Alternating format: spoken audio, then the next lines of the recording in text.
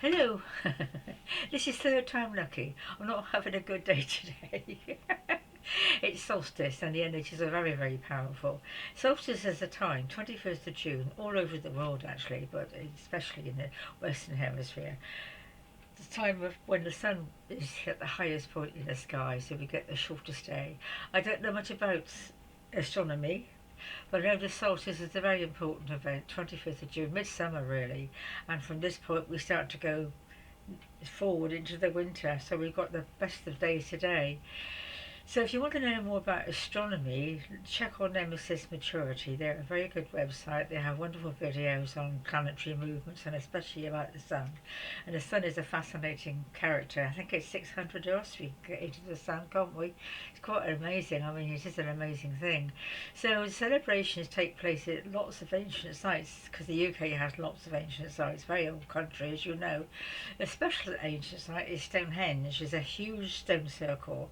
Nobody quite knows what it was for, but I guess it was for some sort of religious ceremony. Years ago, thousands of people used to gather from all over the country to Stonehenge to celebrate the sunrise. And the druids are especially known for this particular festival, the pagans, the druids. They're very colourful, lots of exciting things going on, and they wait all night until the first rays of the sun, the sunrise, come through a certain portal in the circle, and they hit a stone right at the back. Now that's got to be some sort of religious festival, hasn't it? But nobody's quite knows what it is as yet. Another favourite site of mine is Avebury. I love Avebury. It's not so far away. They're both in Wiltshire, southern England. And Avebury is another ancient site, but I'm not sure which is the older. I think probably Avebury is. I don't know, but it's a very, very large stone circle. Unfortunately, someone built a road through it many years ago, and lots of research has been done on that. So some of the stones are amazing. We don't know how on earth they were even lifted years ago. So that's got a lot of history to it and well worth a visit. I love Avebury. Nearby is all the special places, historical places, beautiful. So we've got Avebury, we've got Stonehenge. So whilst I'm on the subject of ancient sites and history, I'm just going to talk a bit about the Earth Spirit and the oh gosh, what I was going to call it is stone circle. No circle. I'm going to stay today into the circles, the corn circles. That's what I was going to say. They don't usually happen till about July and August, but whilst I'm on the subject, I do love them. Again, that's in the same sort of area. I expect you've all heard of corn circles. Nobody quite knows where they come from. There's lots of theories, of course, about space beings and so forth, but the circles suddenly appear overnight in very large areas of cornfields, what they call corn circles. Farmers don't seem to mind them because nothing happens except that the ground is terribly, it's all flattened. Where I think it's kind of a wind that comes and flattens the circles, flattens the area. I mean, I've actually been in the centre of one, and the corn circles themselves are quite magical. They're huge, and they all have different symbology. The theory is there's some sort of language that comes from another domain, and no one can work it out, of course, but they are beautiful and very, very complex.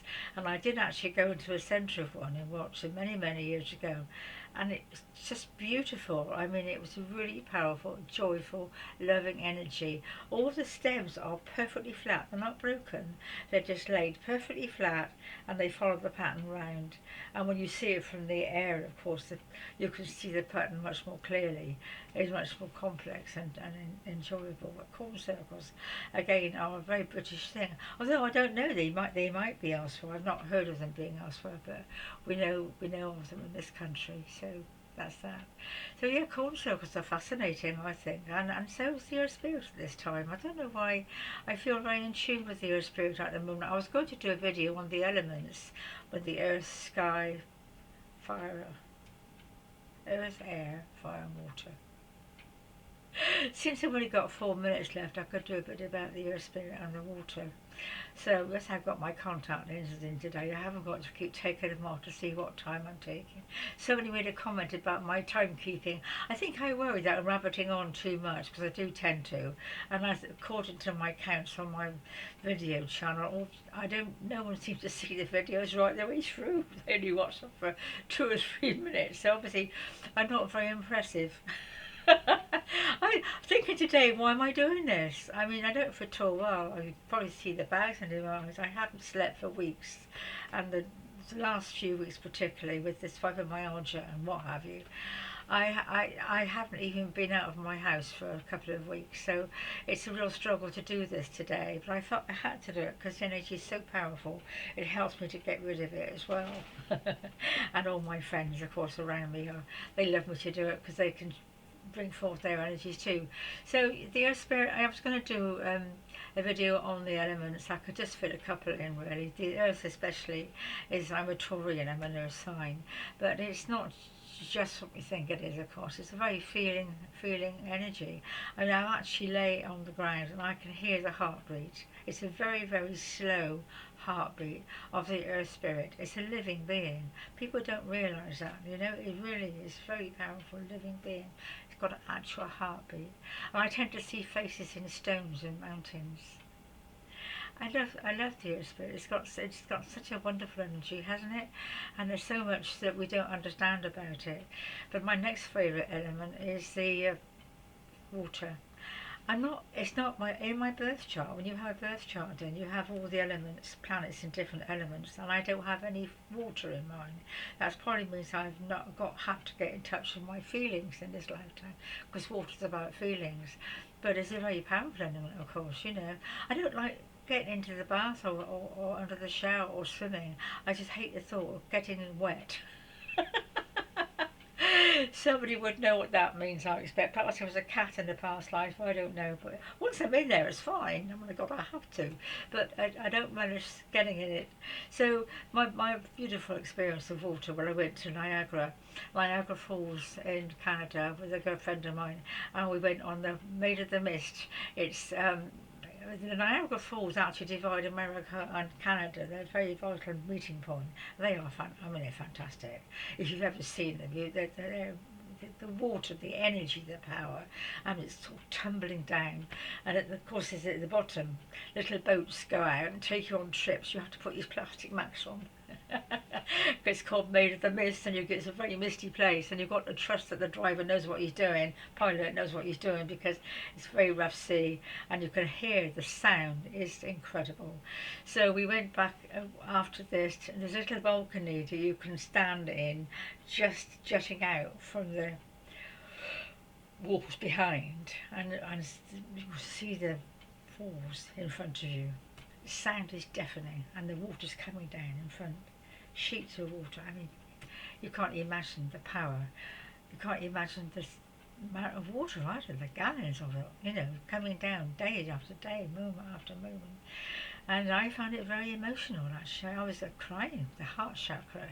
It's very powerful, healing energy. And so that was one of my memories I shall always cherish, the Niagara Falls in Canada. I want to talk about fire. I'm not sure I've got the time. Fire element as well. I love the fire. I love my log fires. I used to have log fires.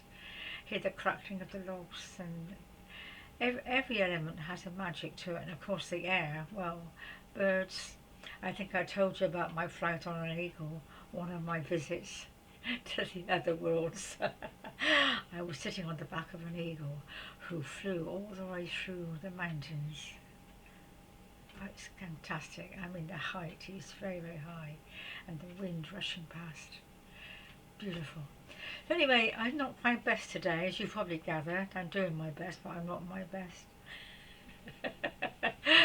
I was going to go out today to a special, it's called Petwood Hotel. I think I mentioned it in my Christmas video, and it's been closed all during the lockdown while people are having tea outside. But I don't know, I thought I might go back to bed. I did a bit of gardening, so that's going to keep me earth today. So anyway, dears, do have a good celebration. I don't know whether it's, I suppose it would be the sun lighting fires. Doesn't matter what you do really, just to be aware of the sunrise and sunset and praise the sun. The Gayatra, is it the Gayatra? The Indian prayer towards the sun. Thank the sun for its beauty and its grace and its healing. Without the sun we wouldn't survive. And it's having a lot of explosions called CMEs. Energy comes out and sometimes they come directly towards the earth. So our magnetic field is affected and that's when radios go down and we feel peculiar and it's got a lot of X stuff going on at the moment. No one quite knows why, but that's doing it all the time, but at the moment it's very powerful. So take care, dear ones, have a good day, and forgive my eroticism today. That's a good word, isn't it? And I'll see how I am. I've been uploading the old videos of Lex, I haven't been well enough to do one, so this is quite a brave effort. So take care and God bless. Love you lots. Bye.